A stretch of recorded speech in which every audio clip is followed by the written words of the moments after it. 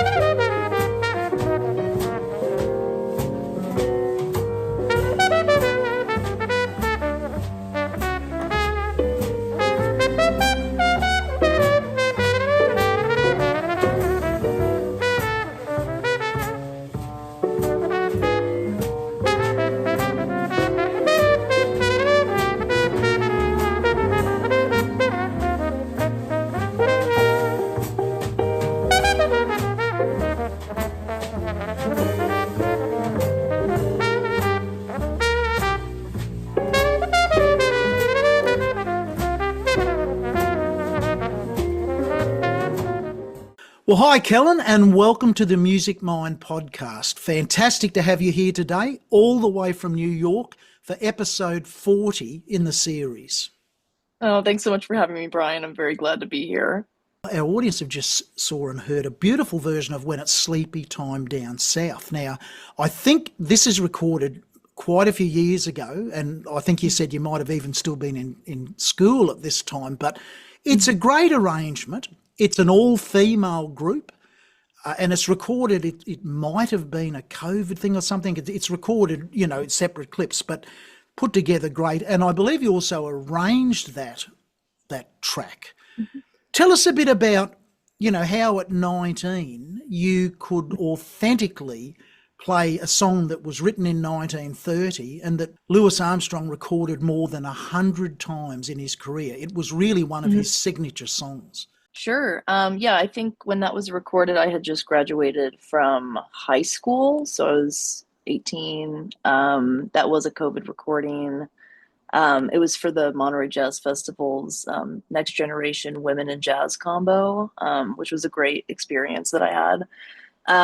And I mean, at the time, honestly, and I appreciate you saying that it sounded authentic. At the time, I didn't even know that was a pop song. I thought that it was. I only knew it from Wynton Marsalis's recording, and that still is one of my favorite records.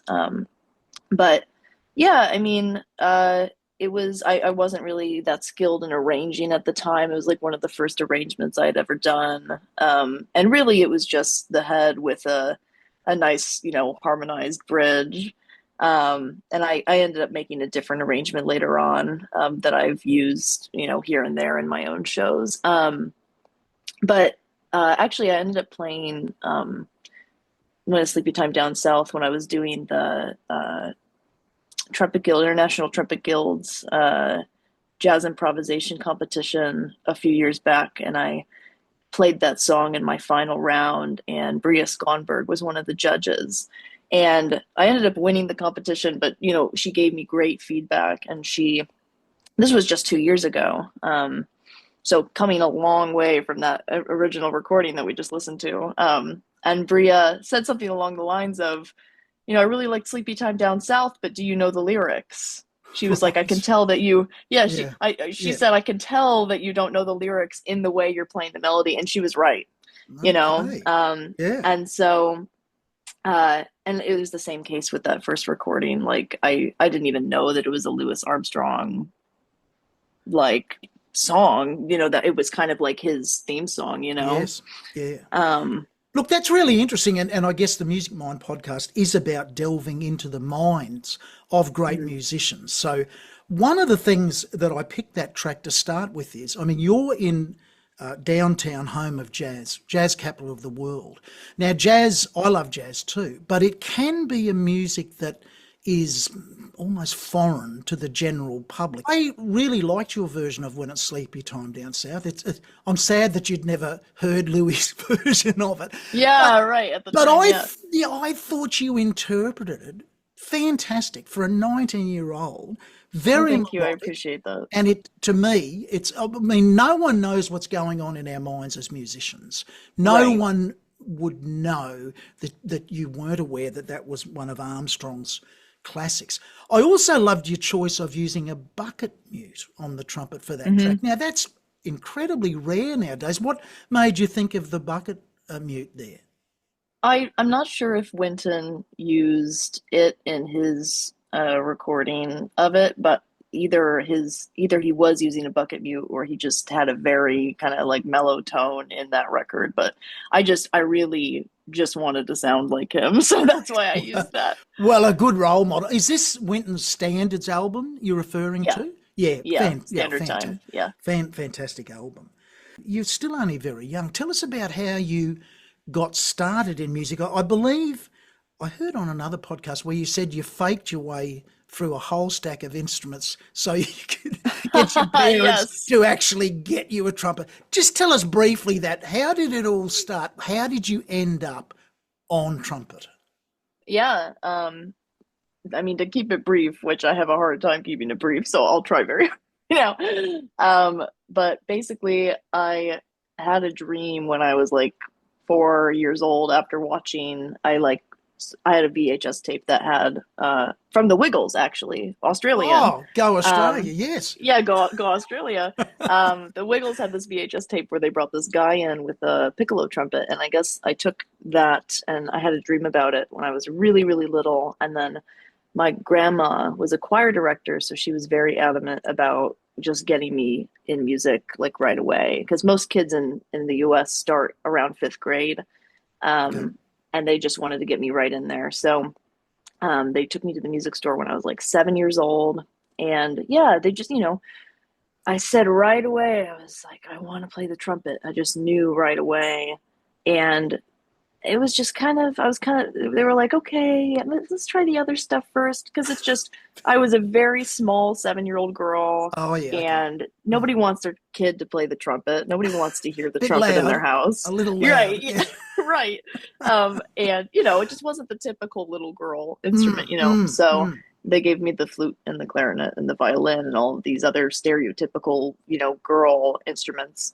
And I was so stubborn. I just remember being in that practice room trying the instruments and thinking, I'm just going to make the worst sound possible on all of these until I get to the trumpet.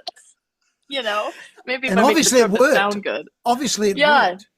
yeah. Oh, my plan worked very well because once I got to the trumpet, I was able to get a sound out and a buzz. And the music teacher said, "This is very rare for a child this young to be able to do this." But Mm, so they got me a cornet instead of a trumpet because I was too small for a okay. trumpet. But Yeah, yeah. that's how I started. Well, that's amazing. And It is. I do want to talk a little bit about. We've just celebrated Women in Jazz over here in Australia, just last weekend at the local Brisbane Jazz Club, and some fantastic female musicians.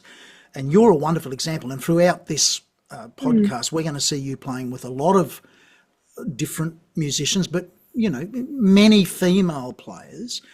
A famous male trumpet player, one of the best there's ever been, is Arturo Sandoval.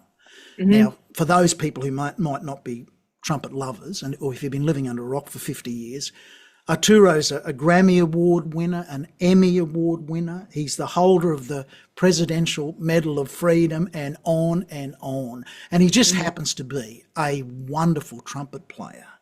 But somehow or other, you and your friend Summer ended up at Birdland, one of the most famous jazz clubs in history, standing right next to Arturo Sandoval and soloing. How did this come about? How is that possible?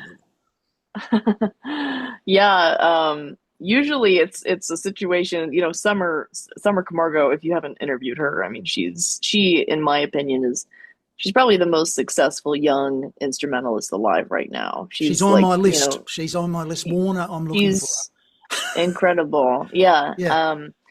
And usually it's a situation where I go with Summer to somewhere and she introduces me to somebody because she knows everybody, Yes. But this was the one time where it got to be the opposite because Arturo had started following me on Instagram when I was in high school. I think I was 16 and I looked at my Instagram page one day in math class and I saw that Arturo Sandoval started following me, and I went to band class and I would not shut up about it. Oh my God. Yeah, that's right. And this is just recorded live, in the jazz club, and we'll come in. It's quite a long clip, so we'll just come in at the end of Summer's solo, and she's using the plunger mute, and Arturo's right beside you, and as you go to play, he gives you his plunger mute, hands it off the stand, and that's what hit me. It looked like it was the one he used at the start of the track. Do you remember that? He actually passed you as if you were going to play without a plunger, and and our audience will see that he just gives you his plunger mute, and away you go, and you take a wonderful solo on the plunger, and eventually open horn. And Arturo is really digging it. Let's have a look at you jamming at Birdland in New York City, right beside Arturo Sandoval.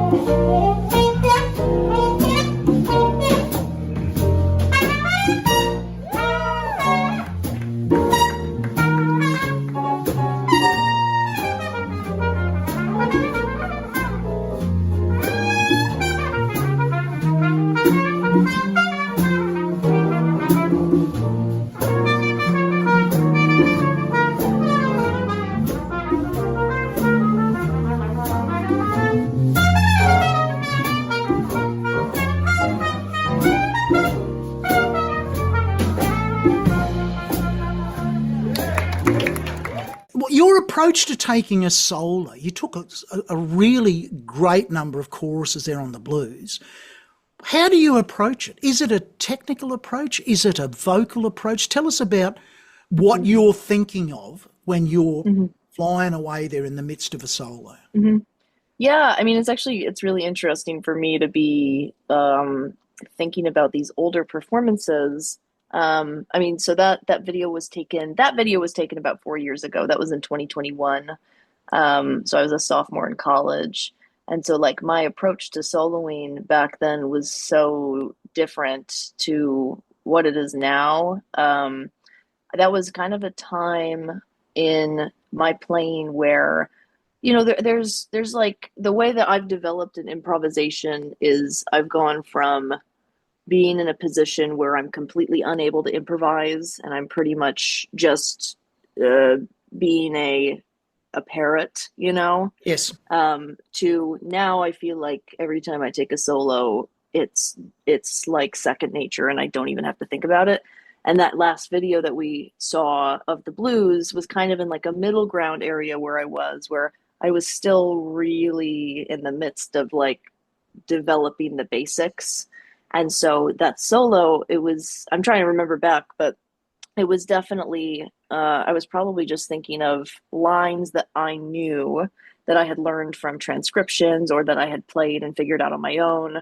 And the way that I used to play was very, this goes here and this goes here and this goes here, instead of, I wasn't really able to have it be like stream of consciousness yet. Now when I take a solo, it's so incredible, and it's not to say that there's not things to work on now. I have so many things that I want to get better at in improvisation, but it's so amazing now. I think this is it's almost been like a decade now that I've been like an improviser, and throughout the past decade now I'm to a point where I can show up to a gig and just go, I can trust my body and my ear. That's a lot. A lot of when I'm soloing, I'm really just hearing it in real time, and what my ear is predicting will inform what my fingers do and where I go on the horn. So Great. I'm Yeah. thinking about, yeah, less It's a vocal logistically and approach, more or less. You, yeah, you're sort of singing in your mind and it's coming out of the horn. And I think right, that's when you think back in history, before the universities worked out that they could make $1 out of jazz right. programs, all of the great jazz players, whether it's Stan Getz or Louis Armstrong, or all of them, really learnt on the job. I've just heard you dissect where you thought you were when you were playing that solo. I can tell you that it didn't sound like hot lick number one Right, followed right, right, hot lick number two. You right. to me, you took some great solos there, and I hope you watch this podcast because I think you're a bit of a hard judge on yourself. And we all are, Yes, as musicians. yes. How many times in a recording? I know I've done it a million times where I'll be playing something and in my mind, I might have heard ba ba bap, but I might have played ba ba bap, Hmm. hit the wrong note, and Hmm. my mind's Right, right, right. I'm gonna have to fix it up tomorrow. I can't let that. I Yeah. come back the next day, play it, and think, I love that. What the heck was I? Hmm. What was my mind Yes, playing tricks on that's me? so As if, true. yeah, a mistake Yeah, is not right. necessarily a mistake. Yeah, well, and it's a moment in time, and I think that for me, it's more so I'm almost like humored by just in the short time really of 6 years, how much development can happen, and how much Absolutely. a person's sound can change. Well, you're an inspiration. You're not my youngest guest. I actually had Nicholas Burney. Do you know Nicholas from Canada? I don't. 18-year-old trumpeter. I Wow, forget what episode. It's not that long ago, and an amazing piano player, and that's an amazing. extraordinary trumpeter at 18. So he's my youngest I've Wow, ever interviewed, and my oldest was in their late 70s. Great wow. LA session trombone players and what have you. Uh, But you are an amazing inspiration, I think, to a younger generation as a female, taking on probably the hardest instrument a female could take on. And I mean, I'm looking closely at your lips at the moment. I know you've just come from a gig, and yes, and yes. there's no, you haven't thankfully got Louis Armstrong's embouchure. There's no, Oh, well, I don't know if well, you can see it well, it's right there. oh my God, you've got to go in close. Whatever you're doing, to me, you're finding a way to play a difficult instrument in a sustainable way. And I suppose taking on from that, you're a Con Selma artist, I believe, are you? Yeah. Yes, yeah. So what actual trumpet are you currently playing? What's your main horn? Yeah, so I currently play a Bach 72V, and I switch between a Monet Unity mouthpiece and a Trent Austin one. But yeah, I'm always on the Bach 72. One of my musical heroes growing up was the great Doc Severinsen. And, I always remember reading that Doc had a bathtub, literally a bathtub full of mouthpieces. Because people Wow. he was the highest profile trumpeter in the world for Yeah. 25 years. So all the companies would keep sending Doc mouthpieces. Do you want to try this? And he'd just have a bang. But apparently it's true. He had a bathtub full of mouthpieces and Wow. wasn't scared to chop and change. I guess always looking for something that just fit him better. I remember he said in a interview he was always looking for something that wasn't jarring his face, that he felt was Yeah. you know what I mean? A human interface to the horn rather than being Right. conscious of it there. How important is it, do you think, to match equipment to the player? Or do you think a good player can really sound good on any old horn? What's your take on that? Yeah, I think that both can be true. I think that if you're a good player, you will be a good player on any instrument. An instrument or a mouthpiece it's not going to give you the skills that you haven't acquired yet. So for a lot of people talk about equipment in terms of like lead trumpet playing. And some people are super, they're like, oh, if you can play, you can play double G, you can play a double G on anything. And while that may be true, it's having the right setup, so maybe having a shallower mouthpiece is going to make sure that you get through that 2-hour gig instead of chop out at the 30-minute mark, So I do believe that equipment and horns are super important for, even just the finish on a trumpet can change its sound or how bright it is, So I think that it's absolutely important that you kind of figure out what setup you're doing for what kind of thing, Yeah. Do you play a lacquer trumpet or a silver trumpet? A lacquer trumpet, yeah. Lacquer trumpet, yeah. I want to play a clip now, just a little bit from Umbrella Man. And this is you with your friend Summer Camargo and the Diva Jazz Orchestra. So this is an all-female orchestra. Yeah. Let's have a look at a little bit of this and then we'll come back and talk about your friendship with Summer.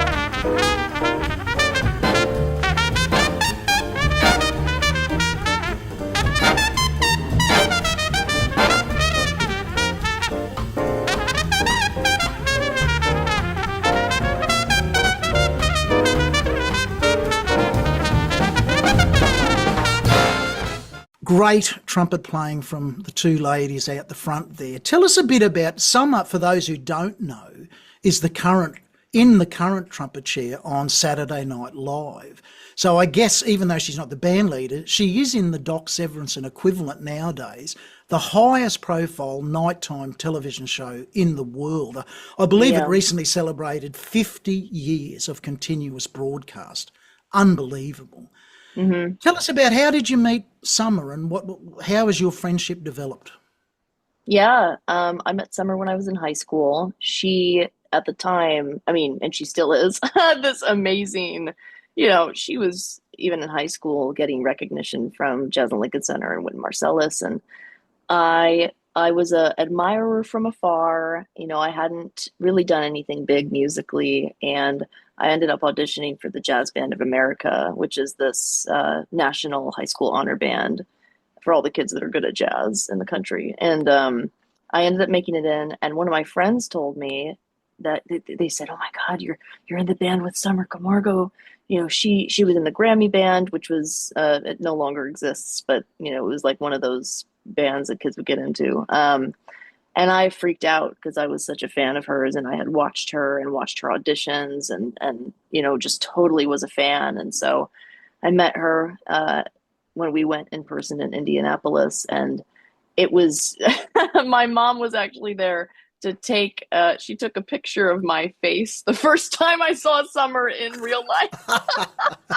Your And it's hero. like, Yeah. Mm. yeah, exactly. And it looks like, what a 12-year-old girl would look like looking at Justin Bieber or something, you Yes. know. Um, Yes. Yep. and so, yeah, and the day that I met her, I went up to her with a little notebook and I just asked her all of these questions and wrote down her answers. And she ended up thinking that I was really funny and she wanted to be my friend. And we've been friends ever since. Oh, it's obvious. Yeah, Yeah, it's obvious there's a yeah, genuine friendship there, yes, and mutual admiration.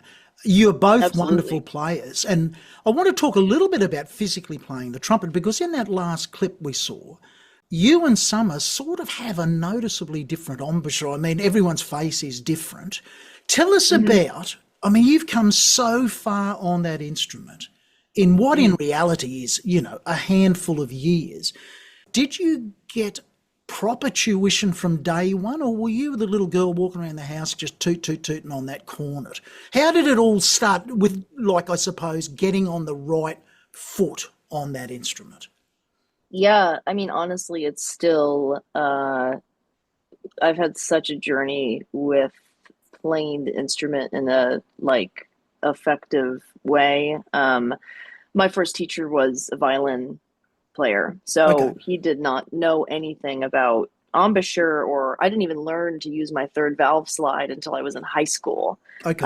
So I really did. I was never set up, and I used to actually play all the way on the right side of my lip, Oh, even further wow. right than I am Yeah, now. okay. So, and that was an issue because it was affecting my range. It just wasn't a very efficient setup to play the instrument with. And so, um, yeah, sometime in high school, I got really, really serious about it, and I did a very slight embouchure change and moved it a little bit more to the left.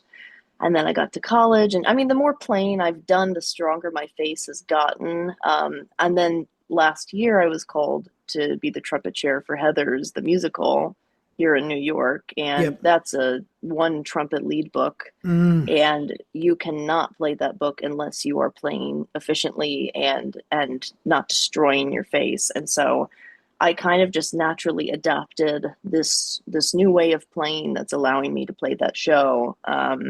And I would say I'm probably the most efficient on the horn that I've ever been right now, which is great because I used to chop out very quickly, you know. okay. And so that road to efficiency, did teachers help you with that, or was it largely a mind game yourself, just finding what works for you? I mean, a lot of it was finding what works for me, but Ingrid Jensen, when I studied with her at Manhattan School of Music, she is the trumpet body connection guru. She has like recovered from Bell's palsy Yeah. through Tai Chi and Chinese medicine and all of this, great body work stuff. And so a lot of our lessons focused on releasing tension and properly aligning the body when you play. That because when I walked into Manhattan School of Music, I played the horn like a clarinet and with my shoulders very, very high up. Okay. And she like for 4 years kind of drilled into me this new Relaxed. way of playing. Yeah. Yeah. So, unlike a lot of instruments, the trumpet, I suppose, is plagued by completely differing theories of how it should be played. Everything from, free lip buzzing, mouthpiece buzzing, hmm lead pipe buzzing. Are you a sort of proponent of any of those, or are you just let's put it on the face and let's play the instrument? I used to be like that. I used to, especially for gigs that, I was playing second trumpet, third trumpet, whatever it may be. I kind of just was like, oh, like my warm up will be the beginning of the song. I just Okay. kind of put a cold on my face. Yeah. Okay. A- Yeah. And now that I'm playing the same show every day, and it's such a difficult and demanding show, and it's not some willy-nilly thing that you could be, like lenient about. I now require the same warm up, the same amount of time warming up, the same amount of water, the same amount of sleep, no salty food, very, very specific, and like a very particular warm down to make sure that my muscles are relaxed when I'm done. Because if I don't do those things, I will wake up the next day and have a completely different face. Yeah. Really good advice. I guess the trumpet is, if there was any of the wind instruments that you could say is an athletic venture, hmm I think the trumpet is. And an athlete would never line up at the 100-meter sprint without warming up and then Right. warming down. So it makes sense what you're saying. Let's have a look at you doing a great job here on After You've Gone with a vocalist, and then we'll talk a little more about that when we come back.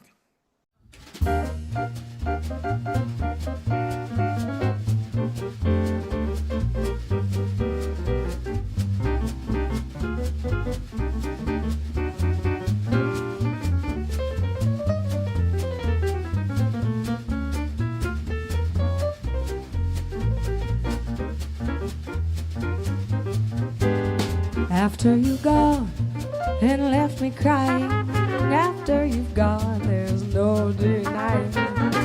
You'll feel blue, you'll feel sad, you'll miss the dearest guy that you ever had. There'll come a time, oh don't forget it, there'll come a time when you regret it. Someday when you feel lonely, your heart will break like mine and you'll want me only after you've gone away.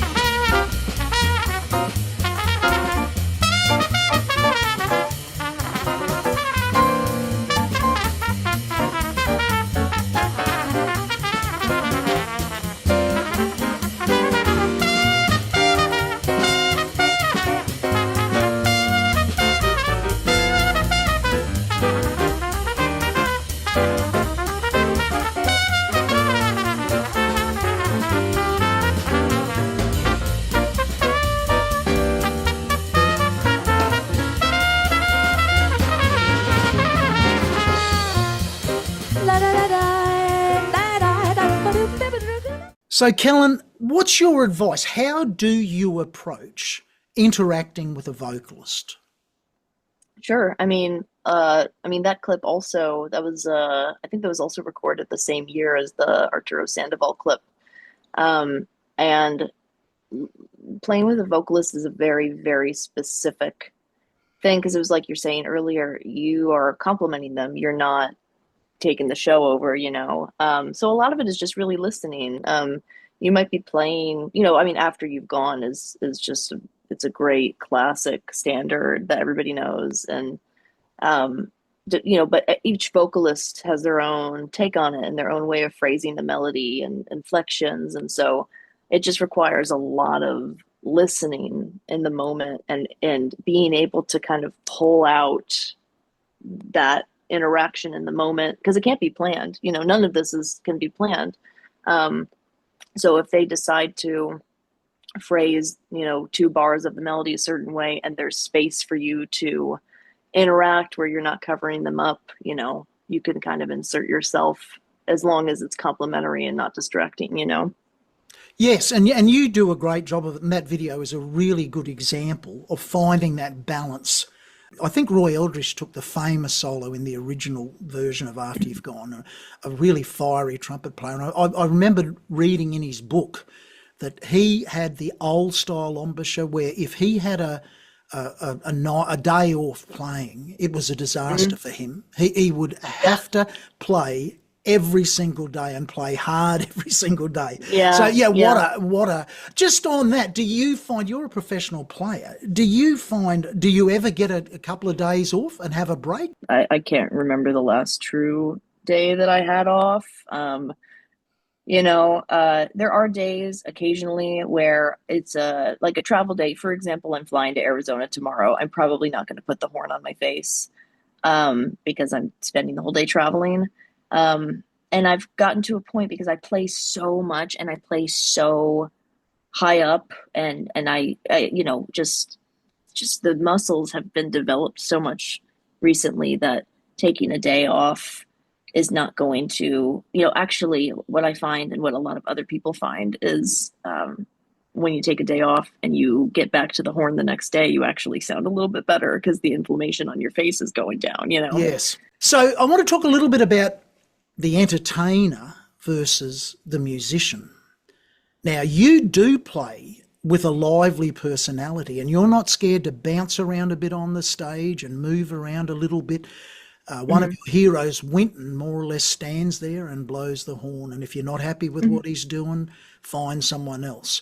What's your take on finding the right balance between being entertaining for your audience and not compromising your musicianship, I guess, to be that entertainer? What's your take on that? Yeah, I mean, in terms of moving around when I'm playing, a lot of people think that that's a choice that I'm making to like be more engaging. That is just how I naturally play. I'm Right. such a dancer. I'm always dancing. It actually takes more effort for me to not move around when I'm playing because I have to consciously think about not moving, you know. Yeah.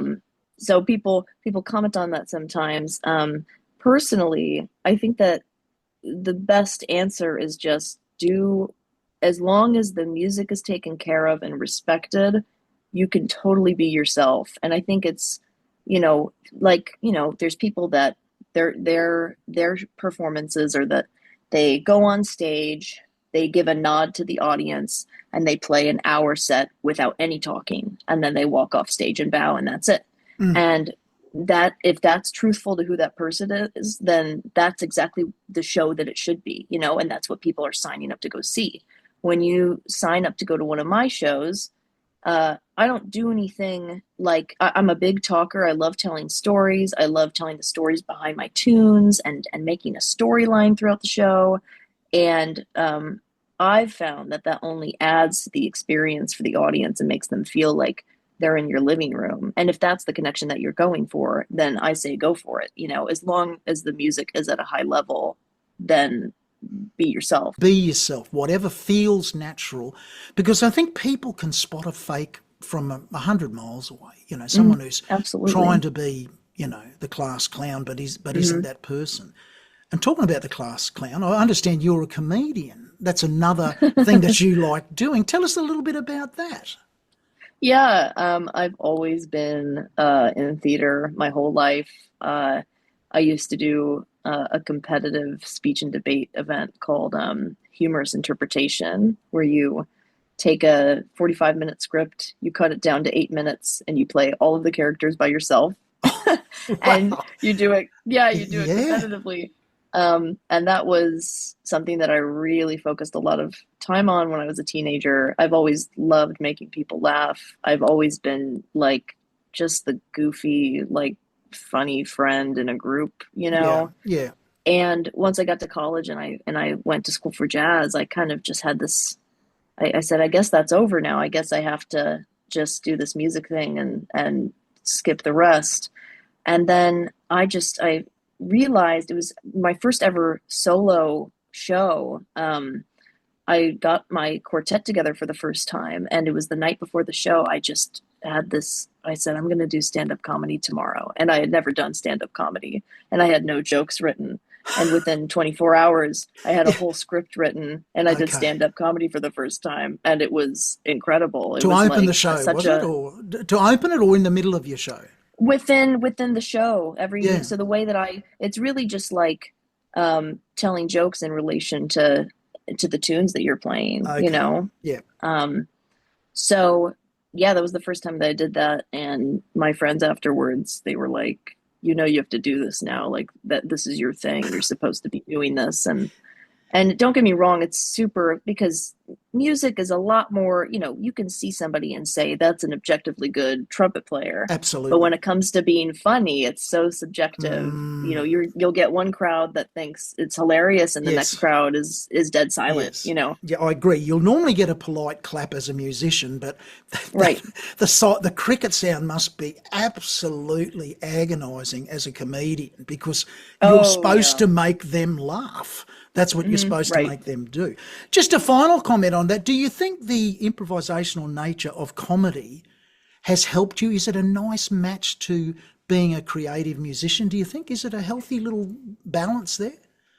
Yeah, I mean, the intersection of music and comedy is it's always been around. They complement each other so much. I have a lot less experience as a comedic improviser. I actually just took my first improv comedy class, and it was extremely difficult to just, even though I'm an improviser musically, it's so easy to get in your head about being funny in the moment, and Mm, but there's so many similarities that I like realized in the class.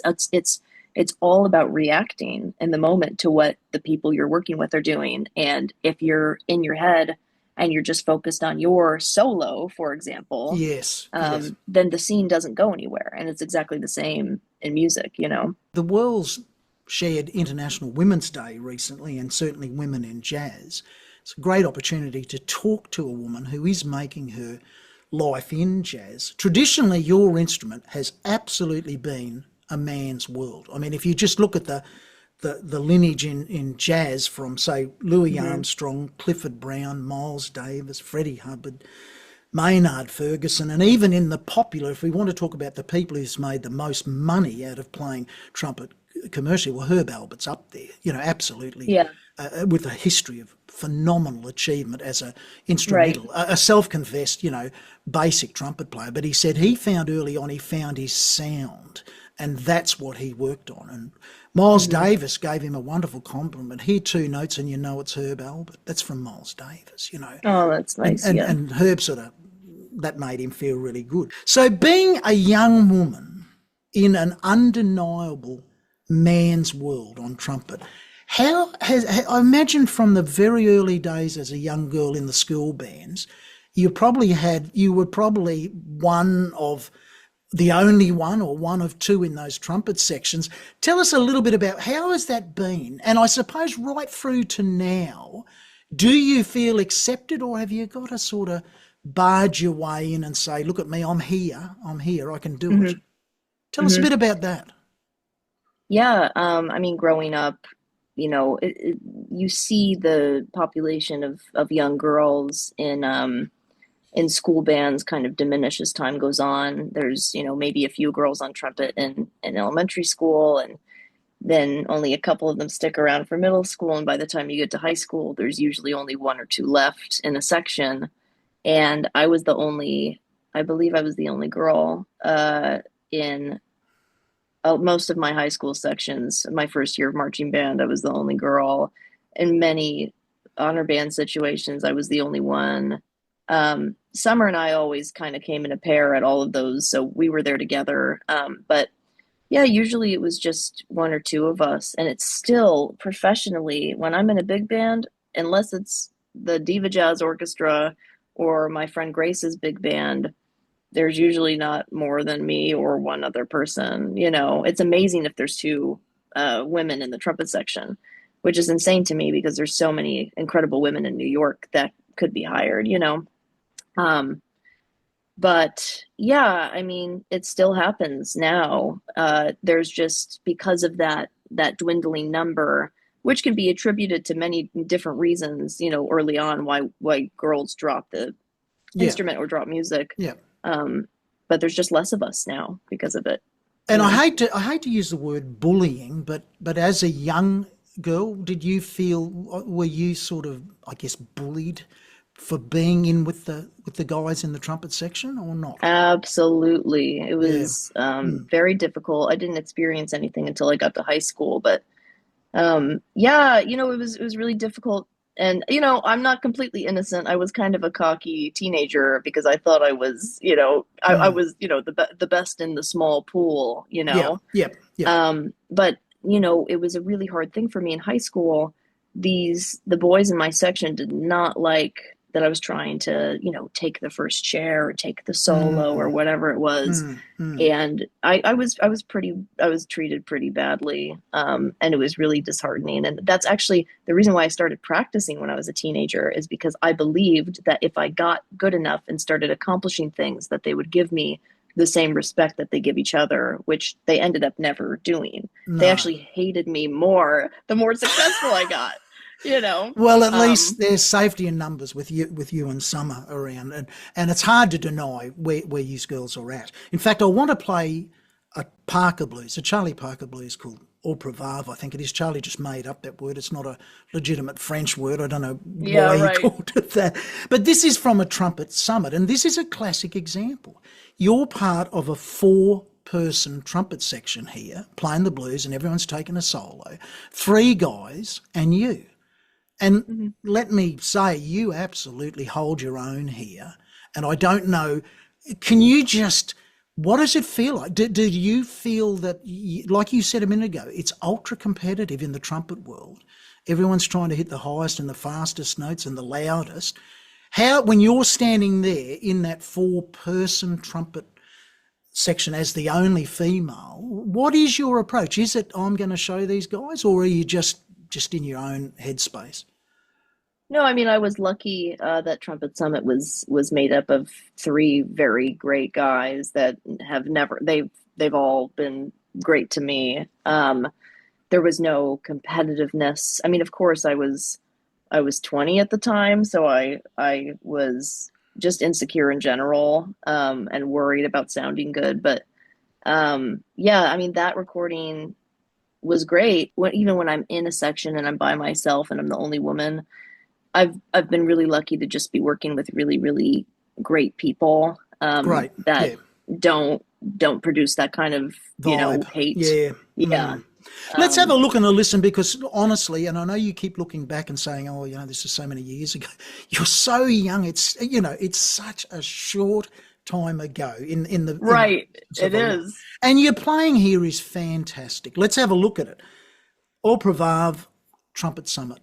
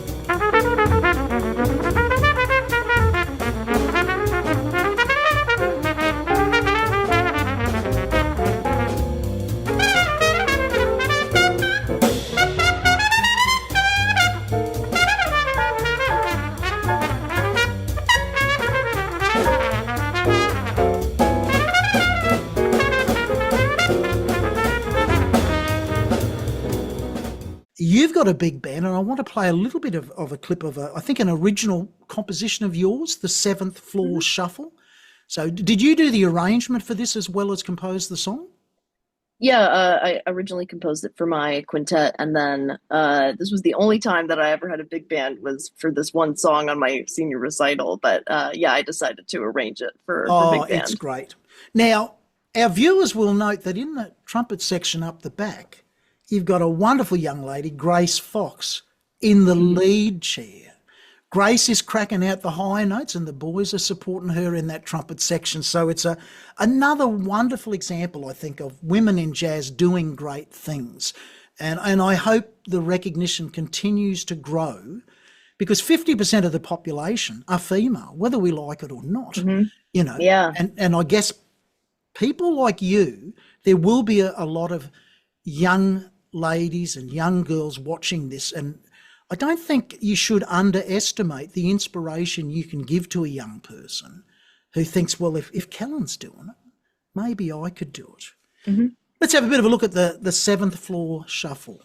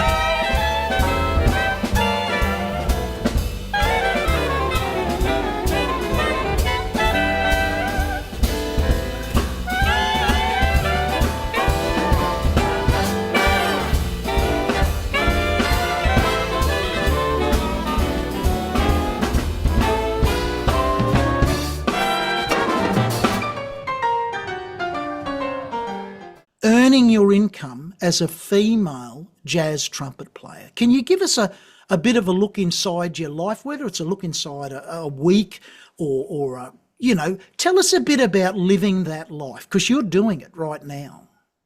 Yeah, I mean, I'm lucky to just be, yeah, I make all of my income off of playing music, which is amazing, and very lucky and grateful for that. Yeah, I mean, it's such a toss up with this stuff because there's so many people in the city that are so incredibly talented, and there are so many people in the city that can play rings around me, and not in a competitive way. It's just like there are things, you always have somebody worse than you and somebody better than you. Yeah. But there's a lot of factors that go into getting hired, and I'm very lucky that I've been connected with the right people, and of course that required me learning music and performing well and showing up and being professional. But it's a really intense lifestyle. I'm constantly traveling. I pretty much travel and immediately come back to play the show in town. It's a lot of no sleeping and inconsistent meals and, just stuff like that. But you do it because you love it. And I think that there's this notion that to be a musician is to always be a starving artist. And I really want to kind of get rid of that idea. And, you know, there is money in, you can make a living, you know? And I'm like very focused on, just making sure that, you know, because money is not everything, but especially in New York City, if you want to be comfortable, you have to find a way to make it happen, you know? And so that means if you are open, and you have to be versatile, and you have to be willing to take just a variety of different kinds of work, and be grateful for just the fact, you know, there's some people that, you know, oh, I'm not gonna take that gig, you know, especially when I got the Broadway gig, like, I got a lot of people saying things along the lines of, oh, well, I'm sure it's good money. It's like, I'm not just doing it for the money. Imagine having a regular gig that you go every night, and you make enough money to have some kind of living. Like, getting a job like that is so rare. We're in the top 1% of people in the world, you know? Absolutely. Um, Yeah.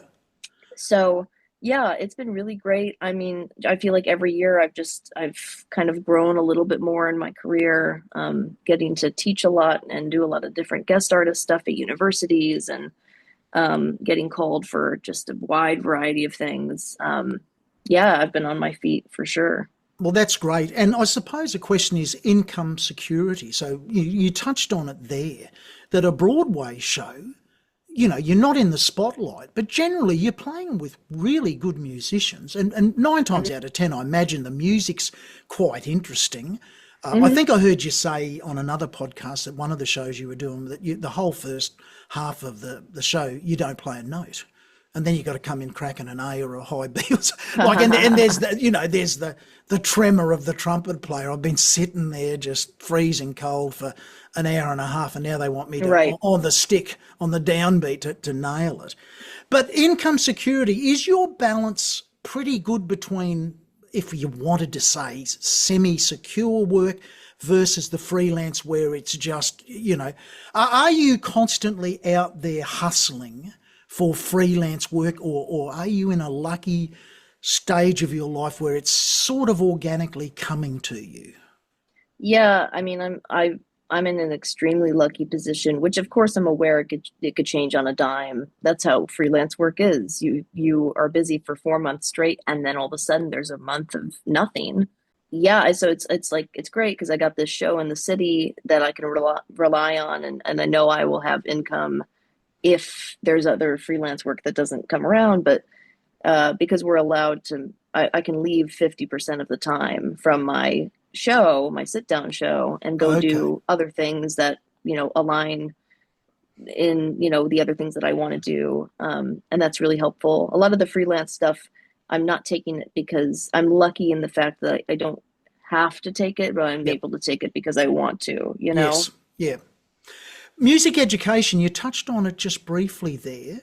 Can you tell us, I know on YouTube, or it might be Instagram, one of them, you do some good short videos on, you know, your approach to get around, you know, the blues or whatever it is. What involvement do you have at the moment in music education, I guess from a income creating stance as well? Yeah, I recently, in the past 6 or 7 months, started working with jazz lesson videos.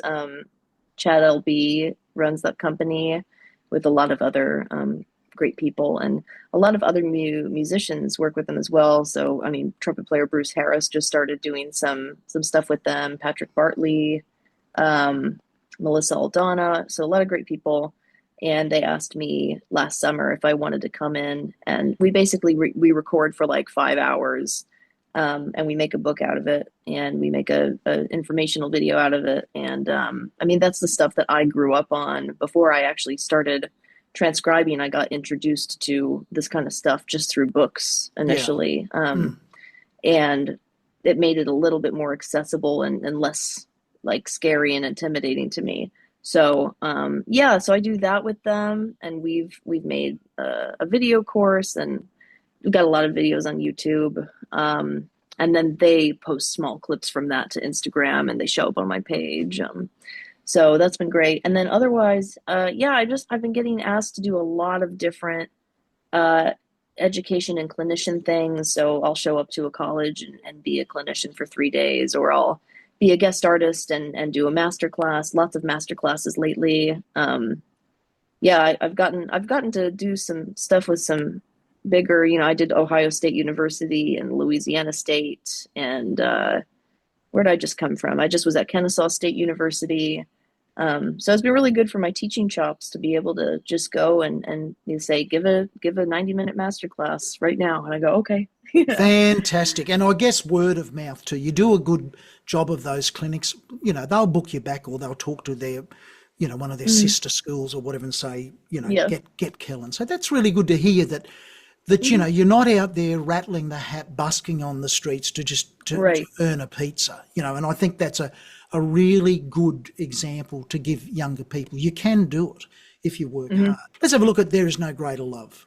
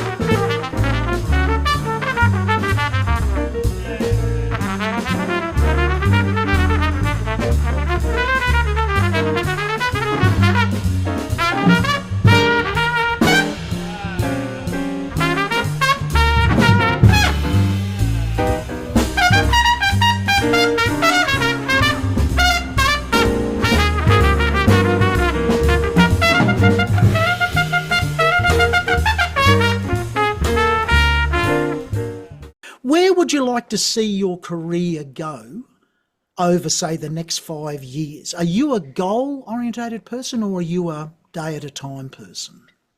I am very goal oriented, but the thing is, I used to have a very clear picture of what I wanted my career to look like. And the older that I've gotten, the less specific I have gotten in terms of there's so many directions that I want to go in. And there's so many things that I want to do that don't necessarily all relate to each other. And honestly, I mean, I'm kind of now in a position of having goals and looking towards a future, and also being open to being, drawn to paths that I hadn't considered before, because things just, I never thought I would be playing any, sort of Broadway stuff anytime soon, but that just so happened to pop up at this time. So I would really like to focus more on just my own personal thing. I would love my band. I mean, I want to record a record. That's probably the nearest thing that's in the future.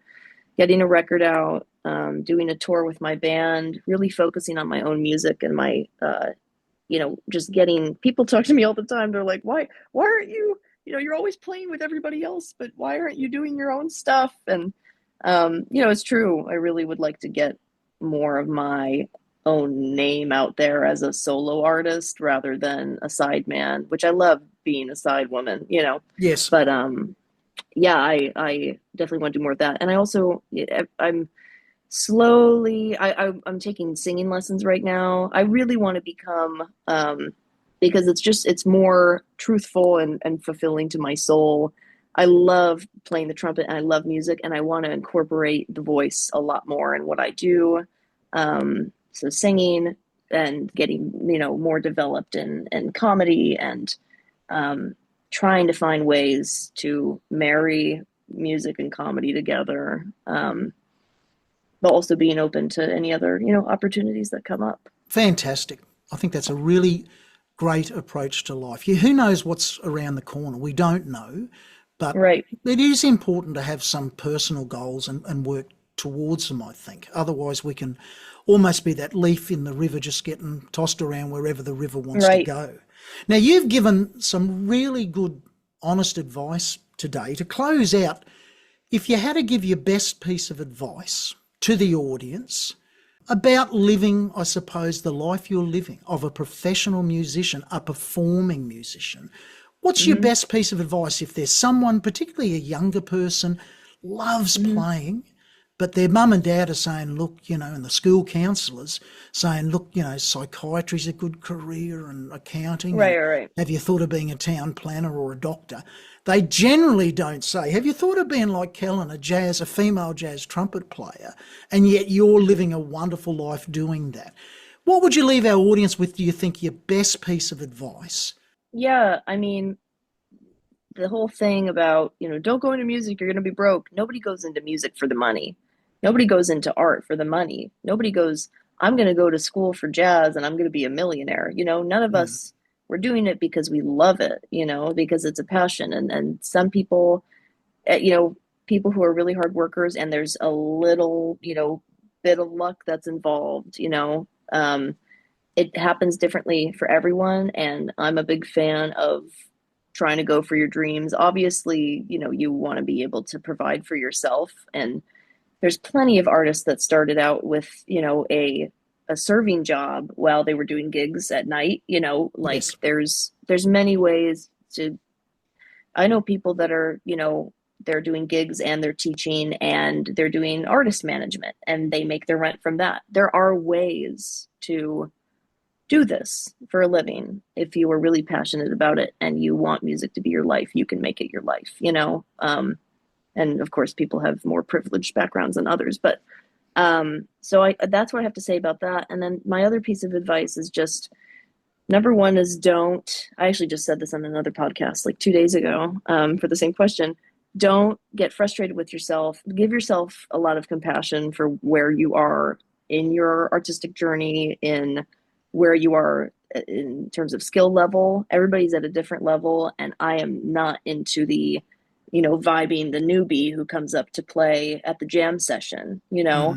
because we were all there once, and we've all taken a bad solo, and this community is important, making people feel welcome. And then also for the people who maybe do have a career and are, kind of on the road and whatever, my advice for them is just like, your body is number one. You have to take care of yourself. And I'm saying that out loud for myself right now. My flight's at 7 a.m., so I should probably go to bed. Yes. But, it's making sure that you can get some sort of good nutrition and good sleep, and not drill yourself into the ground when you're on the road, because you only have one body. And once it's wrecked, it's wrecked. And I unfortunately have learned that the hard way earlier than most people have. And, you really have to you have to keep your body in mind, because you won't be able to recover if you don't. No, wonderful advice. Really mature, well-spoken advice. Kellin, we're going to go out with my favourite track of the videos I've played of yours today. It's called Forget Regret by the Diego Rodriguez Big Band. You're playing a wonderful, cool trumpet foil to a beautiful female vocalist here. I'd just like to say thanks, Kellin, for taking part in this. It's been absolutely fantastic talking to you. Thank you for having me. It's been a pleasure.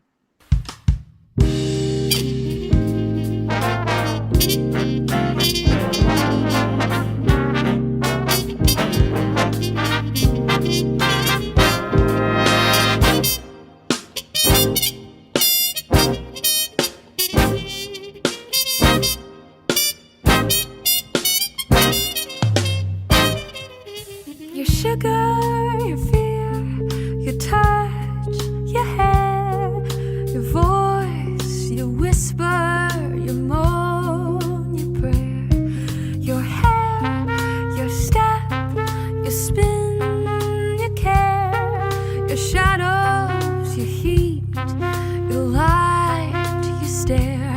I don't wanna be free if it means that I'll be without you.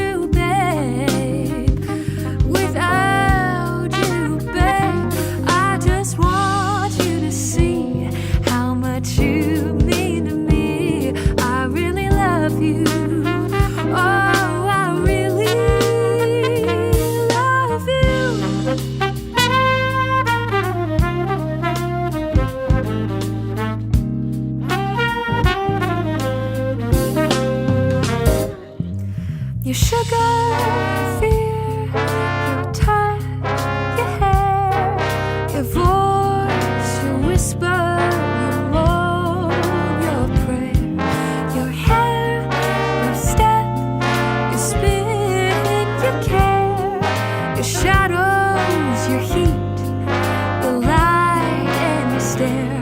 I don't wanna be free if it means that I'll be without you.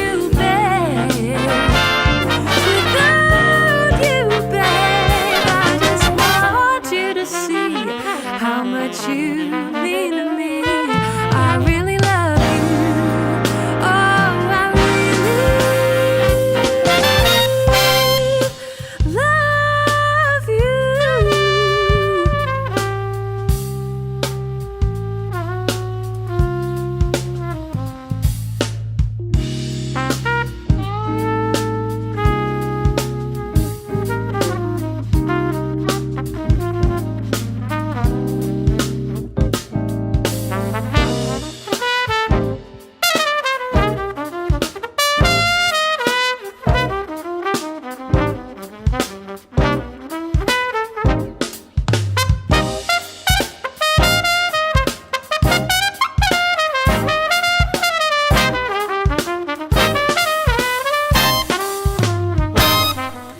your sugar, your fear, your touch and your hair, your voice, your whisper, your moan, your prayer, your hair, your step, your spin, your care, your shadow, your heat and your light and your stare.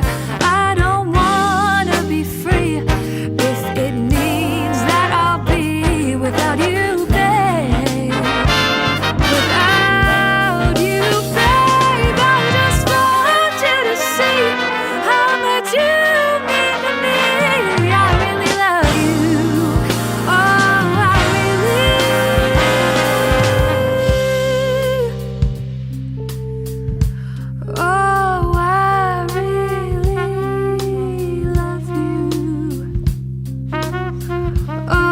I do, I do. Oh yes, I love you. Oh yes, I love you, babe. Oh yes, I do. Oh yes, I do. I love you. Oh yeah,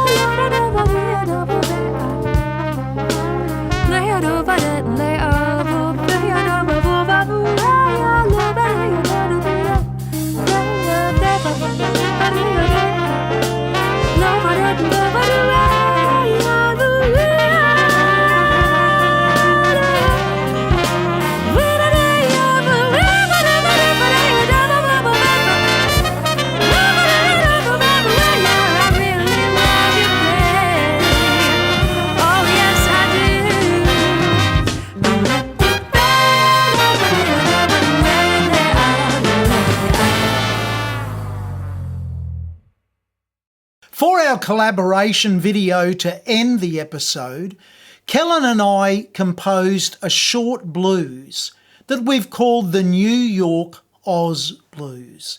It features Kellin's wonderful free jazz trumpet playing, and I accompany her on the 6-string electric bass.